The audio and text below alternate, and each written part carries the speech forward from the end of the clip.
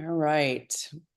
Well, it is 9 o'clock here, at least on my computer. So we will get going. Thanks again for joining us this morning on Empire Masterminds. Hopefully you guys had a good 4th of July and got to see some fireworks. We had some great weather at the end of the weekend.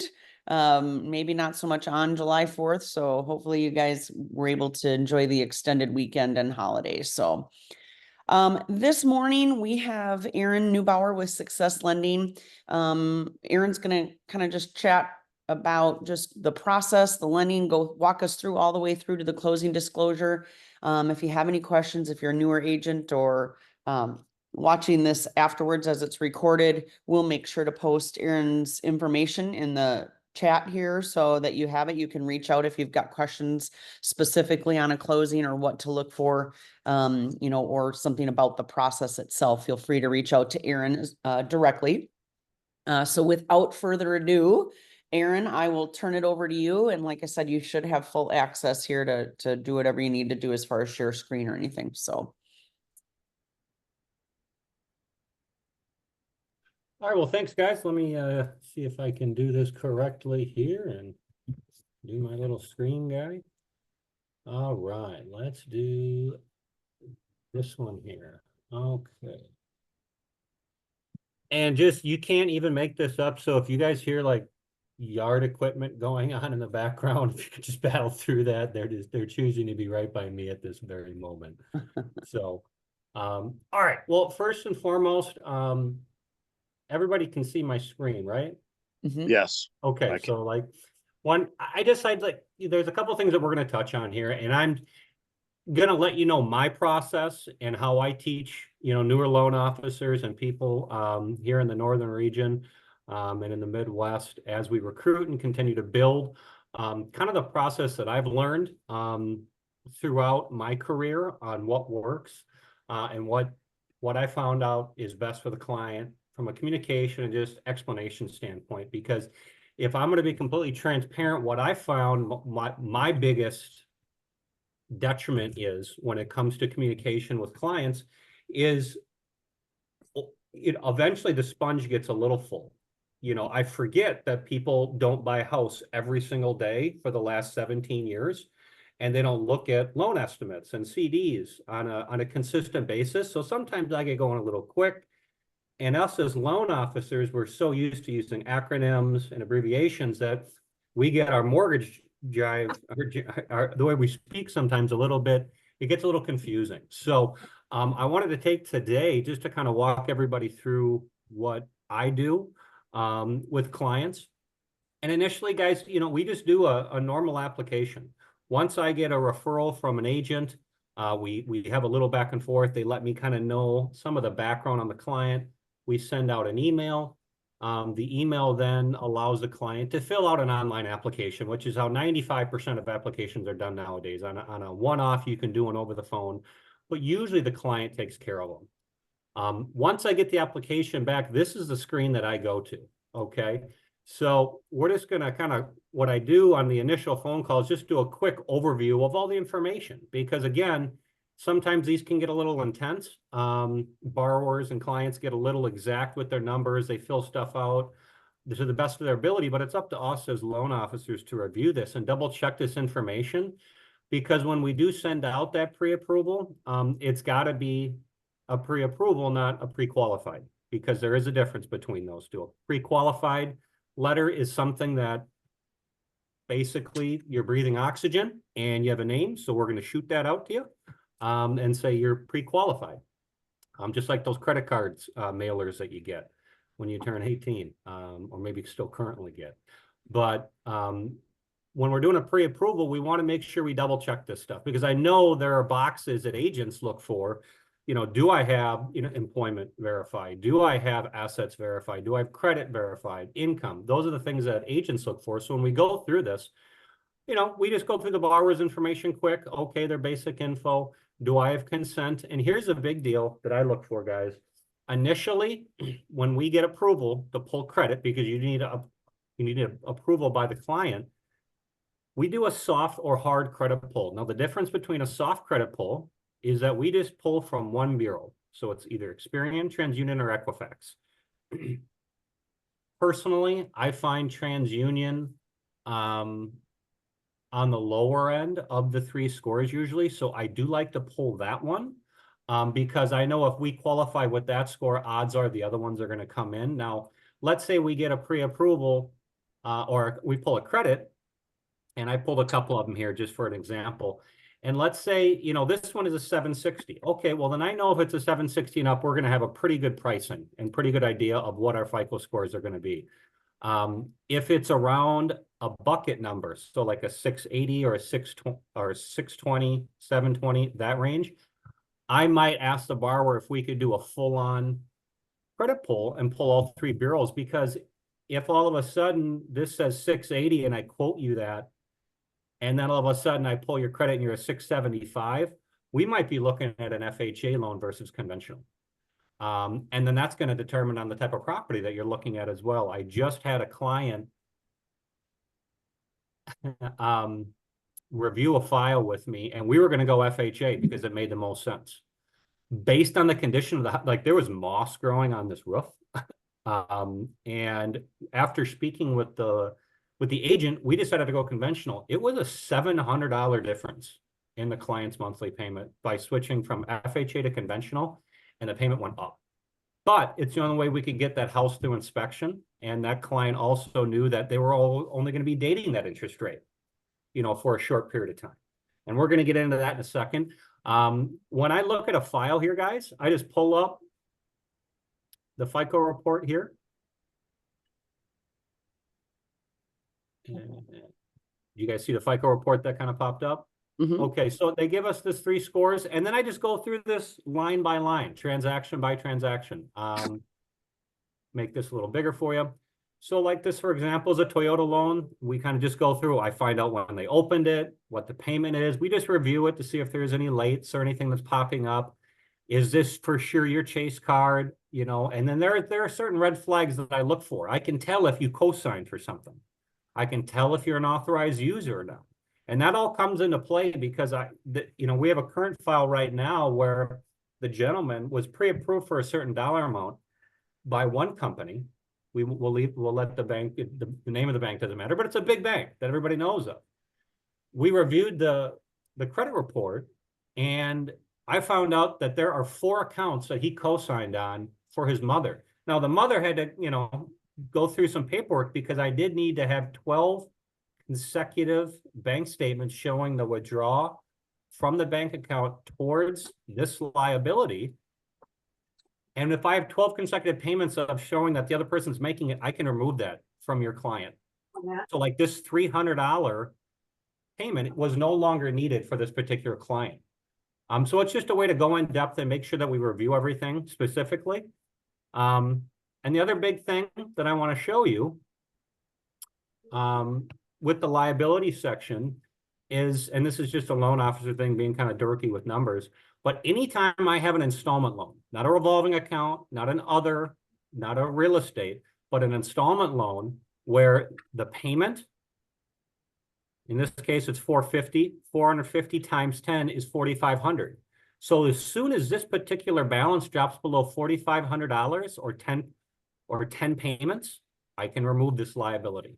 So it's important to review this stuff because a lot of times there are items that report inaccurately on your FICO report. And when it comes to your credit report, there are a lot of aspects of it that happen instantaneously for the negative, but when it comes to improving it or updating it, it might take, you know, 2 to 4 weeks for it to update. So it's a good practice to get in. It goes in depth, and because we're also looking at the biggest financial purchase of someone's life. So it's always good to review the entire scope of the financial needs.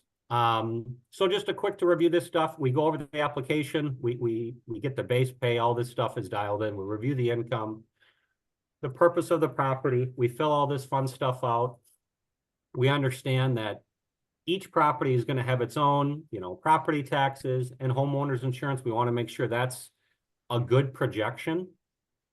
As we're going through the process, we figure out the loan terms, we do the pricing, and then we update the fee sheet. I always double check the ratios on this particular client. We all, you know, we always want to make sure we're below that 45% mark for the back end debt ratios for conventional. That is a gray area depending on other assets and other liabilities. This can, be higher. You can go up to 50% in some cases. Other cases, it's capped at 42, but we look good. So we have our approval here. So what I want to do next is look at a loan estimate. Let's take a look at this here. We'll go to documents, document package, and we'll draft what's called a loan estimate. Let's retrieve the Aaron, package. I have a Yep. question before you get Sure. into the loan estimate. So Yeah. you said you guys do a soft pull. Yeah. Is there, just to get a little bit further into that, Sure. what if you have a client that's like, I want to shop rates, I'm going to check, 5 or 6 different lenders. If Sure. let's just say 5 lenders did a soft pull, is Mhm. that affecting their credit, or how, is there a point where a lot of soft pulls may affect them? Soft pulls, no. Hard pulls, yes. Here's Yep. the one thing and this is one thing that stuck with me all the way back, in the early, 2012. I can't remember the exact date, and I should know the exact date because this is a law that was implemented. It's not the client's fault or the potential borrower's fault for being an astute purchaser and shopping around. Okay. I'm going to be completely transparent with you. You'll always be able to find a lower quote somewhere else. Yep. Whether it's company A and then you call company B or me or anyone else. There's always ways that you can kind of manipulate this, but it's important. And I'm going to show you that there are 3 things I want people to look for, because it's imperative that you do the quotes at least in the same day. You can't do a quote on Monday and then do another one on Friday and be like, well, they're cheaper. Well, okay. And we're going to go into why that's different, and why that happens. Yeah. But it's important to know that when you do a hard credit pull, it does affect your scores one time. Now you do have, a 30-day window where your credit can be pulled as many times as need be, as long as it's for a mortgage. A law came out and said you are not going to get dinged. You're not going to start with a 500 FICO score with Aaron, get your credit pulled 5 times because you want to ensure that, Aaron's telling you the right, being above board with everything. And by that 5th person, you now have a 720 FICO score just because you're doing the right thing and making sure that you're getting the best deal. So that's imperative. In some cases, what I always hard pull. It is a hard, correct. Okay. That is a hard pull. So what I always tell clients is like, hey, I always verbalize your FICO score. We're never allowed to give you a copy. We're not allowed to share that with you. You actually have to go to those free credit report sites. And that's also something to be aware of, guys. If that site was exactly accurate, like you'd have to pay a lot of money for it. And when those inquiries happen, I have people all the time saying, well, freeficoscore.com said my credit score is 720. Like, okay, great. But then when I pull it, it's something different. And I'm not saying that, the information they have is wrong or inaccurate. I just have to go off of what we use, which is, the full FICO score and having the tri-merge done. But I always tell clients what their score is, their qualifying score. So if they do shop around, like, hey, I just pulled one with Aaron. He said my score was 721. Please, when you're giving a quote, use that, and go off from there. And that's how I suggest a lot of people do it, rather than just flat out having their credit score pulled. But, each their own. Hopefully that kind of makes sense for everybody. Thank you. Yeah, no biggie. All right, now let's take a look at this. Let me see if I can make this bigger for you guys, this loan estimate. And tell me if you guys can read this okay. Trying to make it bigger. Yep. See it all right? Yep. Hey, Aaron, it's Lisa. Shoot. How many dings do you get before it starts negatively impacting your credit score per year? So here's the deal. So that's a great question. You can have your credit pulled one time by that free agency a year, just to kind of give you a ballpark. And the reason why people do use those free reporting sites is because it's there for bigger things. When you get that, when you do that inquiry, it's like, hey, it looks like you've got a, Best Buy card for $5,000. It's like, well, wait a minute. Like, I haven't shopped at Best Buy in 3 years. So it's a way to kind of stay on top of it. With hard credit pulls, You can have your credit pulled as many times as you want in that 30-day span, and it's not going to affect your scores as long as it's for a mortgage. The second the inquiry goes for a boat, a car, an installment loan, an unsecured loan, a personal loan, a credit card, something revolving that has compound interest, that's a completely different ballgame. Because right now we have a tangible item that is attached to this loan. You want a $500,000 value, you want to purchase a $500,000 house, the bank is lending that to you. We have the bank owns that house until you have it paid off. So there's collateral. When you're applying for a credit card, there is no collateral to it. You're just borrowing liquid cash. So the interest rate's going to be higher and you're going to be subject to it. So if I ask Bruce for $100, Kelly for $100, Bob for $100, Lisa for $100, by the time I get to Joe, Joe's going to be like, whoa, whoa, whoa, whoa, you're asking everybody for money right now. Like we're going to pump the brakes on that just a little bit. But if it's for a mortgage, it's different. So outside that 30-day window, and you actually do an inquiry, you are going to get dinged, and it is on a case-by-case basis. And the more you apply for things outside those 30 days, or any sort of borrowing that isn't secured, it's going to hurt your score. And it's going to hurt it anywhere from 5 to 10 points every time you do it. Does that answer your question? Yes, thank you. Cool. Yeah. And by the way, guys, I tend to get going kind of quick, so don't ever hesitate to jump in, unmute yourself, and just cut me off if you have a quick question. Awesome. So that said, here's our loan estimate. And the cool thing about these loan estimates, guys, is that it is the exact same form now when you initially take the application than it is when you are at closing. So if you literally go back to your email and pull up the initial one I gave you, you can just do a side-by-side comparison and an apple and apple. And as a guy, being an aesthetic visual person, like to have the exact same thing back to back is a lot easier for me to follow. But there's a couple things I want to point out. Okay. Upper right-hand corner, this is the big, obviously this stuff doesn't matter over here, but this is has to do with the specs of the home. But you always want to look at your loan term. It's important. 30 years, are we doing a conventional? Is it FHA? Is it VA? And this is the other big thing. Is our loan locked? In today's market, I wouldn't be too concerned about this very much, because do interest rates change on an hourly basis? Yes. Is anything crazy projected to happen over the next 30, 60 days? No. So realistically, worst case scenario, you think that this rate would stay the same right now versus 30 days from now, whether we lock or not. I always like the float lock in today's environment, because the longer you lock your loan for, the more it costs you. If you want to do a 60-day lock, that's probably not fair for me to give Kelly the same price on a 60-day lock if Bob only wants to lock for 15 days, right? So that's something to talk about with your loan officer and look through, because you as the client are going to determine when you lock. If you leave it up to me, I'll just lock right away, let it be done and over with. We know it's in black and white writing. We're not going to roll the dice and try and save $500 and at the same time lose 500 maybe. So always take a look at that. That's important. And ask how long your rate is locked for. This particular scenario, guys, I did a $525 purchase price with a 3% down as a first-time home buyer. So just as a quick, estimate, any interest rates that you see advertised or verbalized by a loan officer or bank, it is always going to be a first-time home buyer. Okay. It's always, because they have the lower interest rates. So 3% down on 525. Here's our loan amount.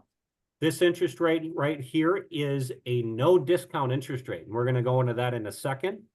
We use 7.125 because this particular client chose not to have any extra fees included into the interest rate. We're actually giving them a credit in this situation. The total principal and interest at 7.125 on this loan amount is going to be this dollar amount here. These all need to be no. If any one of these are ever yes, big red flag, okay? Especially the prepayment one, guys. Make sure you look into that. And this is a quick little breakdown. Here in Minnesota, I'm just going to speak to that. In most states, you're not even allowed as a Fannie Mae Freddie Mac loan to not escrow if you don't put 20% down. Understand that. If you're not putting 20% down, you have to have your taxes and homeowner's insurance included in your monthly payment.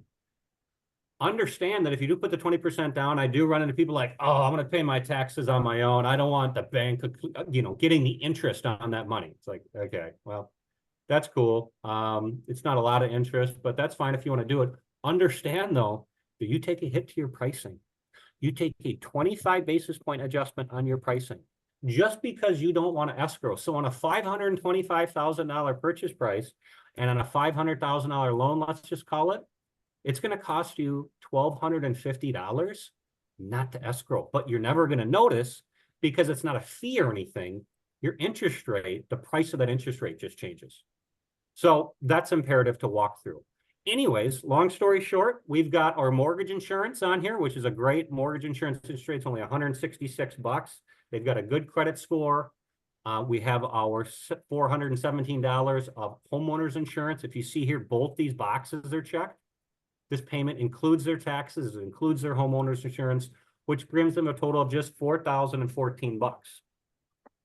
So as long as they're okay with that payment, we want to get into the nitty gritty here a little bit, because this is when some loan officers, whether they do it intentionally or not, get kind of creative with their wordsmithing and how they quote stuff.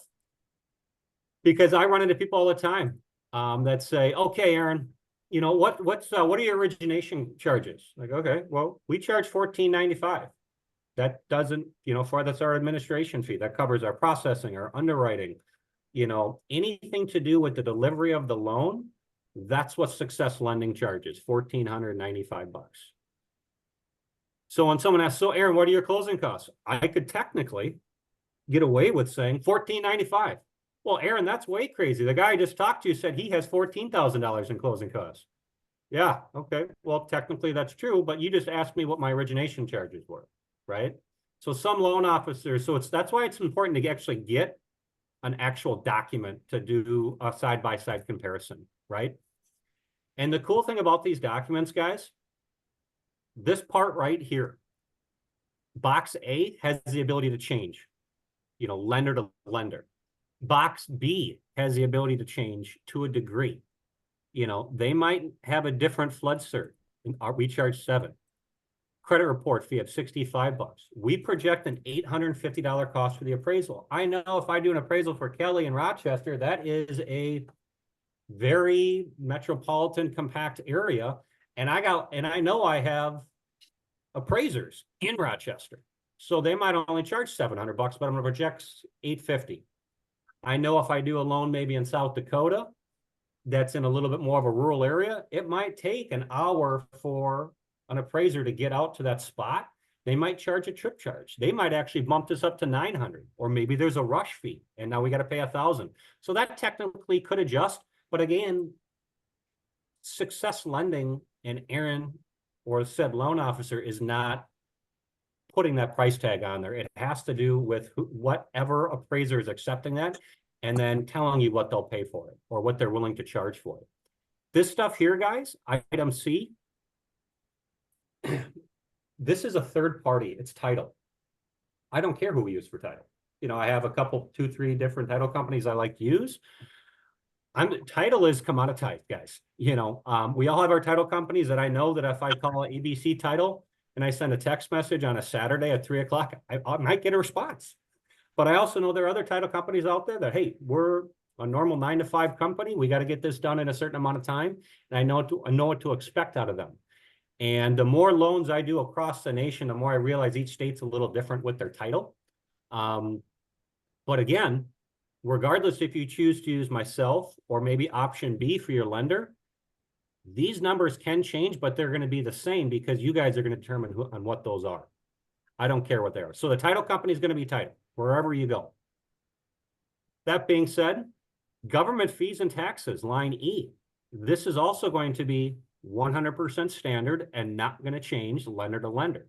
So section C and section E are going to be the exact same as depending on your quote. Same thing with F, same thing with G. Now let's talk about F here really quick.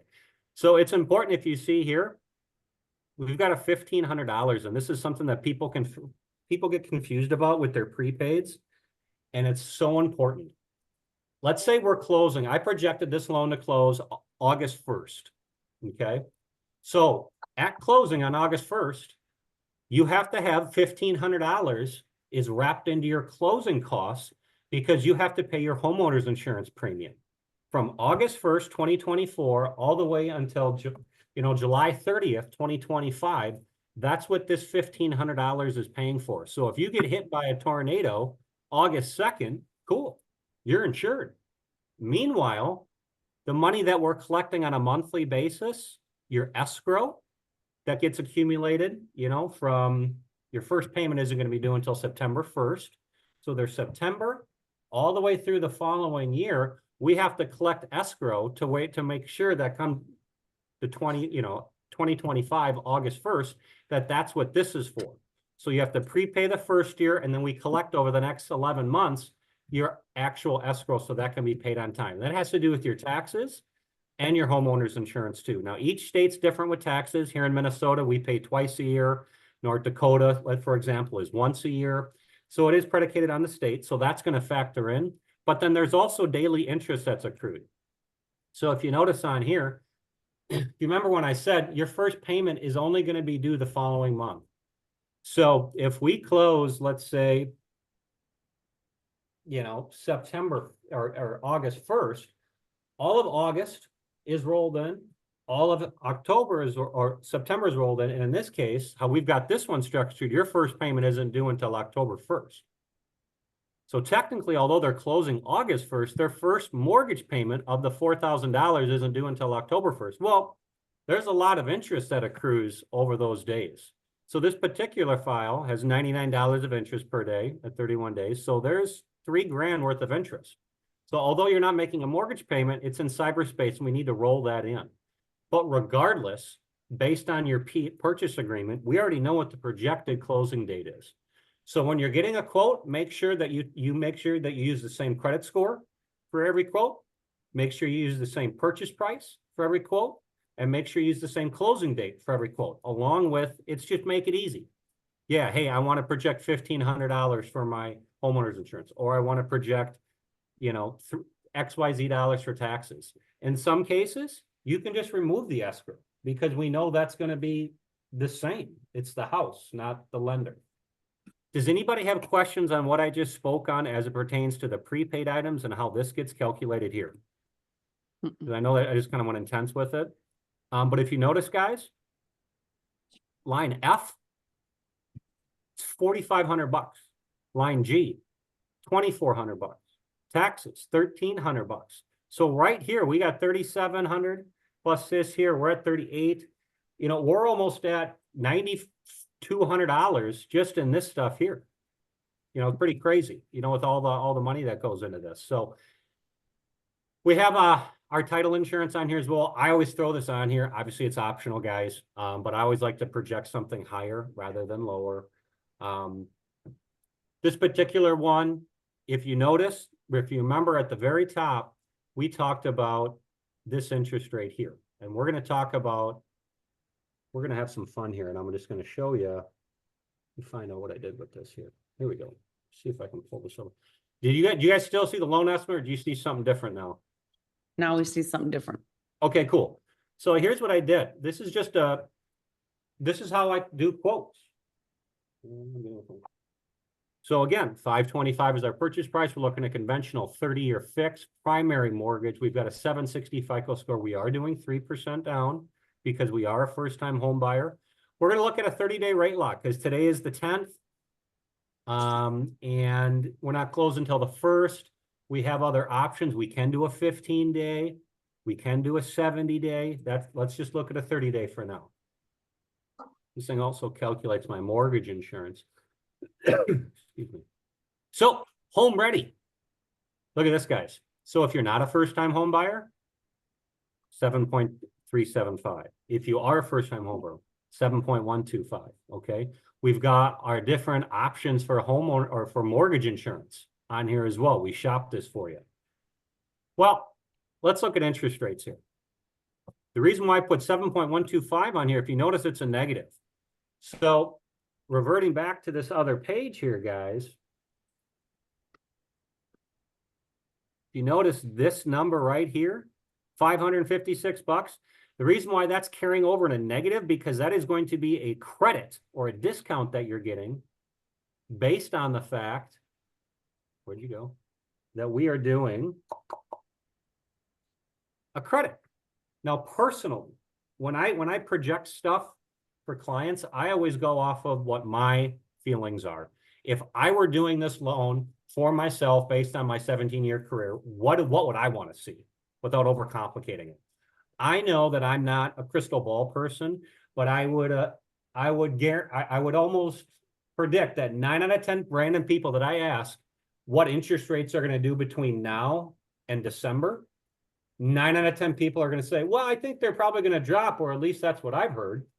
Everybody thinks that. You know, we've gone through this kind of carrot dangling, process over the last 6 months of the Fed saying that they're going to drop it. They just haven't done it yet because they're very concerned about the inflation rate. They want to get that right around 2. For some reason, it keeps hovering back between 2.9 and 3.2. They're very conscious of it, right? Yeah. So they're waiting for that to come down. So they're not going to physically come out and make an announcement to physically drop interest rates until they see that number. They are projecting something in September and maybe another one in November, but it's only going to be 1 or 2 drops this year at best. So don't project interest rates being at 6% flat or anything come December. They are going to drop a little bit, but it's not going to be as much as. Oh, Well, Bob. little heads up. I think Bob's live. Hey, while you've got this screen up, I just Yeah, wanted to tell everybody, this might be confusing to you, but from a Yeah. lender standpoint, how Aaron knows what rate he can offer is you can see where like 7% it's showing on a 30-day, you got the point or the 0.157, right? Yep, correct. That's above 0. Like 0 is kind of what they refer to as par, right? Correct. That is what would be the rate for that day. And Mhm. so if we don't see an exact 0, which very rarely happens, if it's a positive number, it just means that's what it would cost you to get that rate. And when he's showing you this negative 0.212, that's because the bank would be making or the lender would be making a little bit of a hair of extra money, locking you in that rate, but he's giving it back as a credit to your client. So because there is no exact 0, or very Correct. rarely does it ever come across. So just so you guys understand what he's looking at, it's basically their rate sheet and they're looking for par or as close to that 0 as possible to tell you what their rate is that day. Does that make sense? 100% accurate. And I guess I don't do this for everybody. I can tell how astute and how analytical some clients are. And I literally have to bust this out for them. Like if I got a type A engineer guy I can literally hear the pencil on the paper, like as we're talking, like I'm just going to go right to this. Like, all right, hey, here you go, sir. You tell me how you want to do this. Other people, I might say, hey, here's an example. Here's the other thing, guys. There isn't going to be an interest rate that you see advertised online, on TV, on radio, Facebook, that doesn't have discount points. Because I'm telling you right now, if Kelly's doing an advertisement that says, hey, come check out my 6.5% 30-year fixed, and I say, hey, come check out my 7.5 30-year fixed, am I even going to be acknowledged by any of the people that are shopping between Kelly and I? Probably not. Right. But guess what, guys? So the great way to look at these higher interest rates, don't worry about the rate, worry about the payment, because I'm sure every single person that's listening to this has heard of a no closing cost loan. During when refi booms happen, that's what people do. I don't want to pay closing costs, Aaron. I'd rather pay a slightly higher interest rate, knowing that I don't have to bring the extra money to the table. So that's when this comes into factor. I know that if Kelly goes and negotiates $7,500 in seller credits, on this file, and we're going to do a 7.5% interest rate, and we're going to get another $4,000. I know that between Kelly's 7,500 and my lender credit of 4,500, that there's going to be $11,500 less money that the client's got to bring to the table. But go ahead. No, okay. Now remember, if you take a 7.5% interest rate, you have to do the math on this, guys, because what is the difference between 7.5 on a payment versus 7.1? Well, if that's $150 difference, you know, over a year, that sounds like this payment is going to cost me $1,800 over the next 12 months more than 7.125. But according to the credit, if I have to bring $4,500 less to the closing table, but the payment's only going to cost me $1,800, in my mind, we've got a $2,300 advantage on this. So although the interest rate's higher, I'm going to save $2,300, or no, $3,300, excuse me, over the next year here, that it makes sense to take the higher interest rate versus the lower interest rate, because I know in 12 months I'm going to refinance. So I don't care about my interest rate now. I want to take advantage of bringing less money to the table. Does that all kind of make sense, guys? Mm-hmm. Cool. And same with even just buying, you know, looking at this particular rate sheet. If Buying it someone down. said, I want to do a 30-day lock and I want 7% versus 7 1/8, not that that's going to make a huge difference, right? The difference might be like $800, right? So Mhm. $800, you're going to make that up quickly, you know, by having a little bit cheaper of an interest rate if you plan to stay there for, you know, a couple years. So sometimes it's worth running those numbers of what will it cost me to buy that rate down cheaper as well. You know, if you plan on living there for a long time, it probably will be to your benefit. If you're not planning on being there, then buying your rate down may not make sense, right? And here's what's crazy, guys. There are buckets like Fannie Mae and Freddie Mac. They push you in certain areas. Okay. So for example, like, hey, Aaron, I really had my heart set on 6.75. Okay. Well, technically, like, they're not even offering me that today. Like, Right. okay, well, I could do, so like you look at the math, it's like, well, if 6.875 is a 0.609, well, why don't we just go a little more and get a whole quarter lower of an interest rate? And it's only going to cost us a little bit more. Now, granted, if it's one of these scenarios where it's like, but I had my heart set on 6.5, like, do you want to really pay an extra half a point to go from 6.6 to 6.5? That's going to cost you $2,500. Like, Right. that math doesn't work out. So it really kind of helps you in that situation. Again, if there is a discount on things, it will show up on your loan estimate. So let's go back to that really quick. This is where that would show up, guys. It will show up, right? It'll literally say discount points right here. Loan, see, it says points right here. There's nothing attached to it. If we had that 6.5% that we wanted to lock in at, there'd be like a $6,000 charge here. And that's aggressive. Now, remember, guys, there's a lot going here. We're already at 13.6 minus our discount. We're at $13,000. This client has an total cost. Total cost is needed to the table.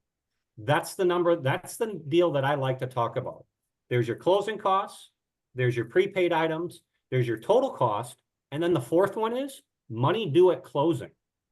Because if you notice here, well, if this is, what is this? Well, this includes your down payment too, sir, ma'am, miss. So you've got your down payment, you've got your total closing cost. Now this person put $1,000 in earnest money down, so we want to make sure we deduct that. You know, this particular one I used, we did not end up with any seller paid closing costs or anything like that. So the client does have to bring the full $27,000 to the table. So when you're reviewing these stuff, you're reviewing these things. The first thing you want to look at is box A is the number one thing. Then you want to make sure everything else kind of matches up. Oh, you know, the first estimate only had $100 for homeowners insurance and $200 for taxes. Well, you know, we should get these exact because those numbers up here are going to affect these bottom numbers. Okay, so it's just good to walk through that.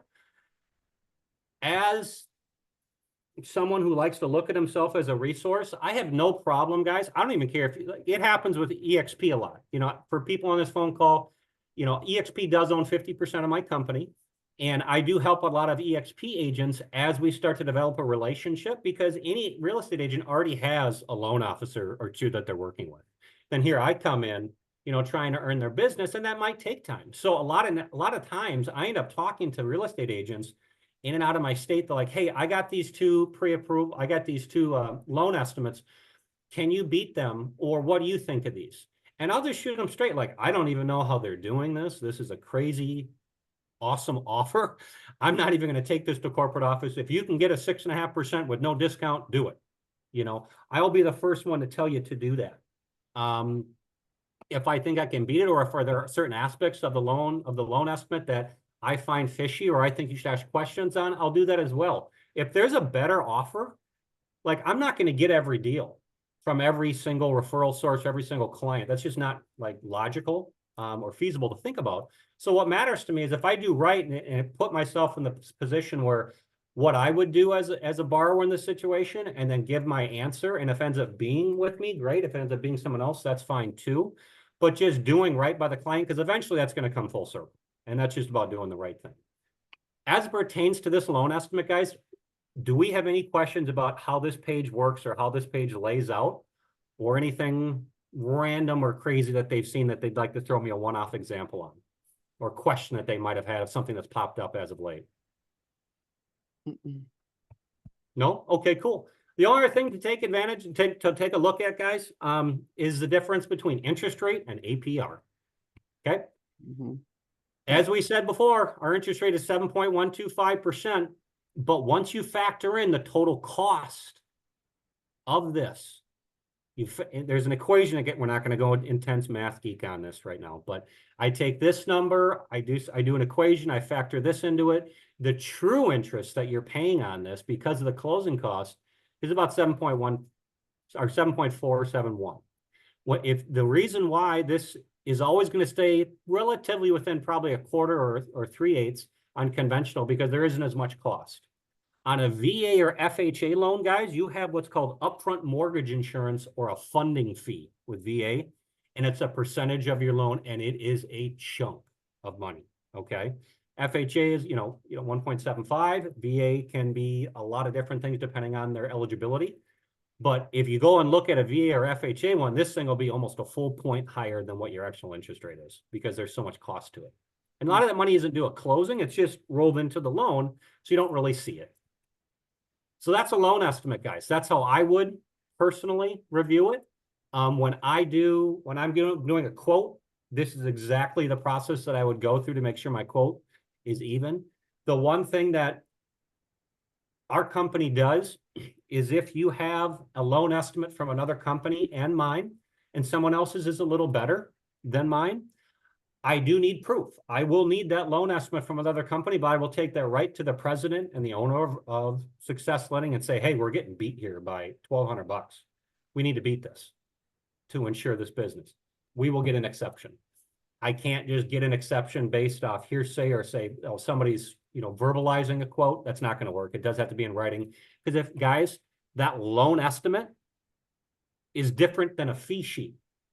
A fee sheet can be written on a bar napkin, okay, or just typed up in a text message or email. A loan estimate is a legally binding document, okay?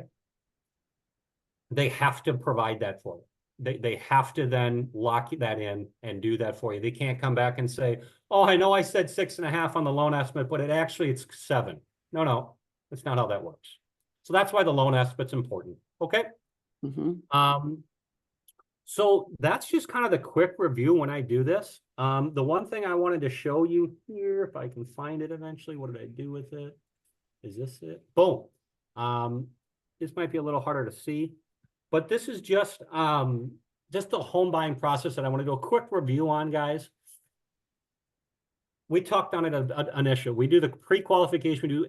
We start with the pre-qualification. If you're breathing, cool, we got you. I like it. Well, not only you're breathing, but now we find out you're working and have income and assets. We issue the pre-approval. So we, send this off to the agent saying, hey, we're good to go.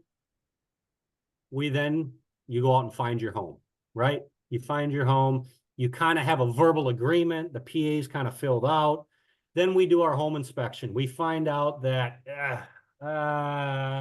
there's healing thing. I don't know. There's something going on that you guys negotiate that you want done. So you write that into the contract. Doesn't affect the loan, right? It's not going to affect the loan. Cool. We move forward. In some cases, we find out the roof isn't good and we need to add a lender credit that you renegotiate for the client. So that's part of this process. We then get the fully signed purchase agreement executed. All addendums and all that fun stuff is done, right? I finalize the loan application with the client, and the loan then goes to processing. And here's something that I want to make sure that everybody kind of knows. the standardized process of how this works, depending on how busy your lender is, will determine how quickly this gets done. Once I get the PA, I then update the loan package and I prepare the loan documents. The loan documents then go out to the borrower for e-disclosures. Borrower needs to sign all the documents, then it gets sent back to me. I then need to get all the income documents from the client, make sure that our pay stubs are up to date, that we did the pre-approval in April, so now I need an updated bank statement here from June, right? We get all those updates. We then send that package into the processor. The processor gets it. Once they get a full package, that's when they're allowed to order the appraisal, to order title. Because if I go back here, guys, and I go to my 1003, Which is the and I go to application. the application, sorry, the 1003. Again, with my loan officer jargon. Hmm? You go back here, and I need your authorization for written credit, receive text messages, and to proceed. So there is what's called an intent to proceed document that gets sent out in your loan package that you have to sign saying, hey, I'm giving Aaron permission to contact my employer to do a verification of employment, to order title on my behalf, to order an appraisal on my behalf. So all that fun jazz happens. Where'd it go? Where'd it go? Where'd it go? Here it is. It all happens right here. So then once I get that loan package back, here's what people forget about. My processor orders the appraisal. It goes to the AMC, the appraisal management company. They then assign it to a appraiser that day. Appraiser is not just sitting there waiting for a text message or an appraisal, waiting to accept it. At some point that day, they'll accept it. They then have to then tell us what their price is. They then come back, tell us what the price is. We have to accept the price. Price goes back to the appraiser. Appraiser accepts it. Once they accept it, then they reach out to the listing agent. So there's like, although it's like, hey, did you get the appraisal going? There's about 4 or 5 steps that actually happen throughout that process. So we usually look for about 24, 48 hours on that process. So FYI to the listing agent, you're going to get contacted eventually, but it usually takes a little bit of time. We end up getting that appraisal back. We get the title back. We get all that fun stuff. We then send it back in for final approval. We update the final homeowner's insurance. We get our clear to close. We review all the loan documents. And that's when that final closing disclosure, we call it a CD, but that final, it's no longer a loan estimate. It's a closing disclosure, which you then compare to what I sent you 30 days prior to what the final numbers are. And then we move in. So that's kind of the loan process that people go through. It's relatively easy. In some cases, on purchases, guys, you can get an appraisal waiver. You don't always have to get an appraisal depending on the type of loan that you're doing. That's happening more frequently, especially if you put 20% down. You're not going to get that for a first-time home buyer, FHA, VA, but at 20% down, good credit score, high densely populated area, there's a potential for it. So it's just something to think about on how that all works. As it pertains to comp, I said I'd touch on this a little bit, guys, with all the NAR stuff that's happening. What I will speak to that is very briefly, talk to your loan officer about what they're willing to do, what they're willing to accept verbiage-wise in the contract. There has been a lot of conjecture and opinions and hope and wishes, positive or negative, of what's going to happen. And what I've been told by my corporate office is just get with us on a one-on-one basis. Over the next 45 days, it will be in black and white. They're going to tell us exactly what they're going to accept and what we can do and what we can't. And I'd be happy to lay it all out there in a black and white for you guys in the next 30 to 45 days. Right now, the best way I can do this is do it on a case-by-case basis, loan by loan. None of us are doing, 20 transactions in a month. So you can take the time to break it down for the one transaction that you're working with that particular client. Awesome. So that's how I would do it. There's going to be a lot of changes, you guys, obviously. We know from our standpoint as real estate agents, how we're documenting any compensation being paid from seller to buyer. Just as a listing agent, where we can even, advertise that or note that. But then certainly how it's going to show up like Aaron said, on the loan estimate or on the closing disclosure. So, you know, we're gonna have to all remain fluid here for the next probably 30 to 40 days till that rolls out. I know we've had some meetings already. Our local MLS here has already kind of put out their guidelines and their rules. Obviously, this is going to be different from state to state. So, you know, Joe, I don't know what they're doing where you're at, but I'm sure your MLS boards are meeting and, you know, local organizations are meeting in regards to what those changes will look like.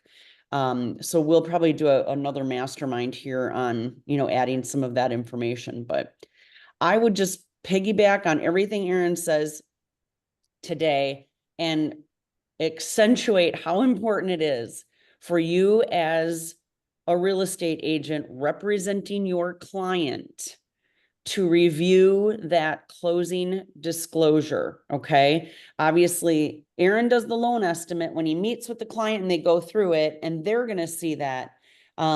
They have certain expectations, but then when we're getting close to closing, that closing disclosure is gonna come out 3 days before closing, right? So we need to look at it and make sure it's what we expect from the fees that we know are supposed to be on there, and address it with your client to make sure it's what they expect as well. So you have time. And Kelly, let me jump in real quick. Real quick, let me just touch on that. And then Joe, I'll let you go. So one thing I want to make, and I want to be clear on this. So if you're going to go to that level of service, like Kelly's talking about, and reviewing that with your client, please take the time to speak with your loan officer and maybe have a one-on-one or watch this video and understand it. I can tell instantaneously when I have an agent who's trying to show their value by coming in like, hey, what's up with this interest rate at 7.125? That's just crazy high. Okay, well, but we're not doing a discount, we're getting a credit. Well, that's just ridiculous. I can get something way cheaper with my other guys. Okay, that's cool. Let's just do an apple-to-apple comparison. So I can tell very quickly when someone's just trying to steamroll me a little bit and make themselves look good to their client to provide value, or when I know there's an agent who's just taking their time to educate the borrower. You're not trying to make any decisions. You're not here telling the client what house to buy, how much to offer. You're there to educate, just like I am, to educate people the most you can without having that sponge stop absorbing water and allowing them to make a decision for themselves, because this is their $500,000 purchase. This is their 30-year commitment and the biggest purchase of their life. We're here to offer support based on their needs. So I'll just say that. What did you have to say, Joe? Okay, so I'm sort of well versed in credit, but Nice. except for real estate credit. But so when you guys pull reports for Yes, sir. credit, do you use one bureau, two bureaus, or all three? Good question. What I do initially do a soft credit pull, and I will pull from TransUnion. Then to issue the full-on approval, or, you know, once we get the PA, we will do a tri-merge like every lender does, and we use the middle of the 3 scores. And that might not be the initial one that I pull. Okay, so I know that kind of stuff. Okay, So cool. how much does the credit score amount to? I mean, you talk 770. I don't know anybody with. I'm not that low or anywhere near it. But so if you have like an 815, does that change your interest rate very much at all? Great question. Great question. So if you know, I'm gonna share this screen one more time with you guys real quick. I'm just gonna show you because I'm a visual guy. So give me a sec here. Let's go here. Is that it? Nope, that's not it. Let's go here. This is the one. All right. So let me go back here. When it comes to the interest rate, guys, and can you see my, oh, I'm not sharing the right one. Hang on, let me go back. I gotta share the right screen here. Here it is. This is, all right. So when I'm doing this, guys, when I'm doing my quote, you notice here, there are little buckets on here. Anything above 760 is considered perfect. So, you know, you can, you know, if you get into the 8, I would, if I'm transparent, I would say less than 1 out of 10 people have an 800 credit score or higher. 800 FICO is extremely excellent and extremely high. Anything over 720, really, you're going to get best pricing. Where you're gonna run into problems is 700, 680, and 620 are really big buckets where then you start to take massive pricing adjustments to your interest rate. So for example, we ran this one at 666 or 760. We dropped this all the way down to, let's say, 679.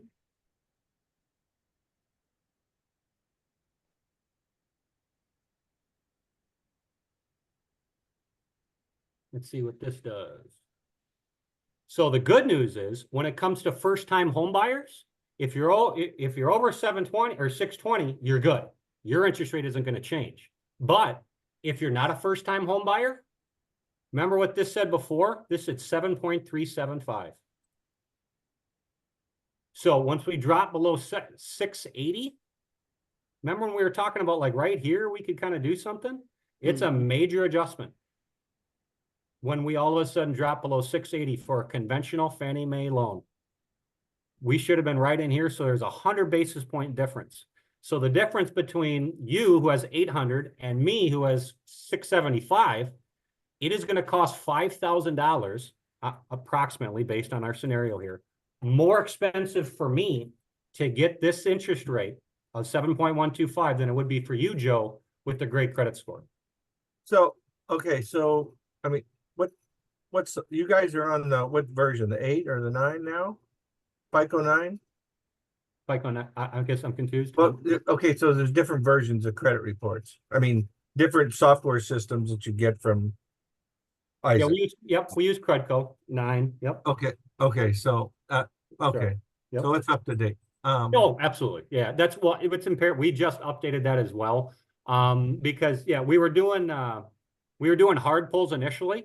But they did soft pulls are less expensive and they're more accurate now on the front end. So yeah, we can do soft and hard pulls. But Okay. it's up to Yeah, I went to a car dealer not too long. They were still using 4 or 5. yeah. And I go, how you guys know what the hell you're doing? You go, Right. you know, Well, and because they they operate on a 900 system. And I go, yeah, I got like 9. They go, well, how can you have that high? I go, well, you guys are on 4, 5, 6. You're Right. out by 8 years, guys. You know, and I have a subscription with FICO. So that's I know what my scores are good. monthly. And that's So, important to and stay on with top of 3%. So Mhm. I can pretty much tell when I deal with banks what they're telling me. So that. Yeah. And that's But- something to take into consideration too. And remember, I like the fact that you brought up the car thing because a car isn't a mortgage. Because I know when I went to go buy a car like 10 years ago, my credit got pulled like 9 times, right? Because they kept looking at different banks to find me the best interest rate. And by the time they went to the final credit pull, like my score would, drop massively. So always take, when it comes to mortgage, remember when you had your first full credit pull, that date, you got 30 days. So if you want to get some quotes done, get them done that week. Awesome. yeah, it's been a while since I've fooled around with any. Well, I have a subscription, but I haven't borrowed money. Right. Well, that's a good thing. That's a good thing, yes. Right? But well, car loans, just so you know, car loans, it fits into your score for only the first 24 months. After that, it doesn't count in your score. Correct. So it could go down if you have a car with a 3-year loan. The last year means nothing on your credit report. Right. Only your first 2, but he still has it on his books as a payment you got to make. Yep. You know, so one affects the other.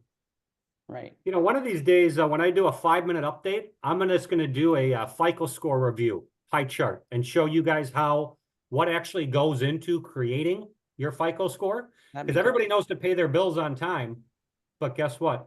That's paying your bills on time is only 40% of your credit score. right. There's 60% of your credit score that most people don't even know about how they calculate that.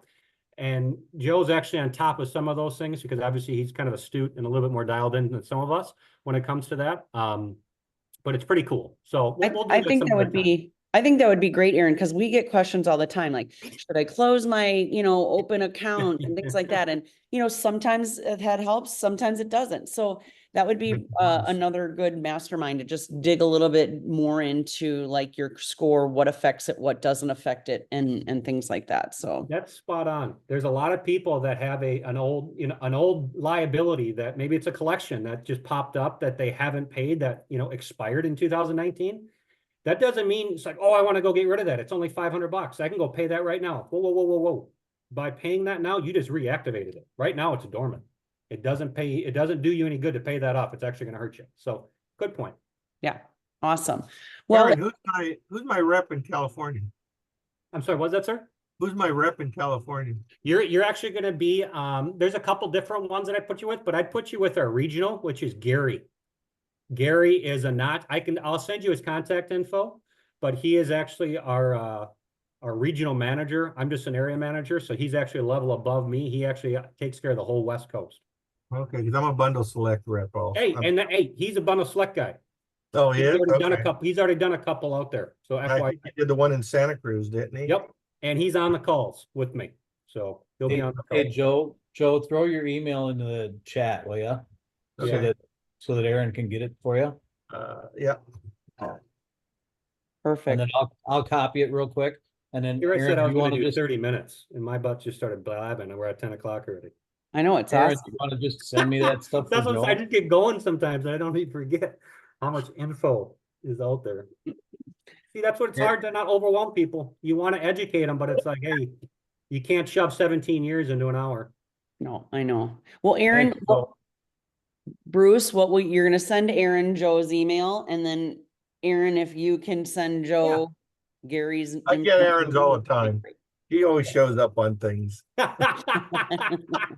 can find me pretty easy, right? I'll see him Friday on Bundle Select. There you go. Gary will be on that call. I'll send him a message now. Make sure his butt's there. Perfect. Well, you guys, I appreciate your time. Thanks to everybody who tuned in. This was really good information. I used to be an ex-lender, but I learned a few extra things today too. So that was very, very helpful.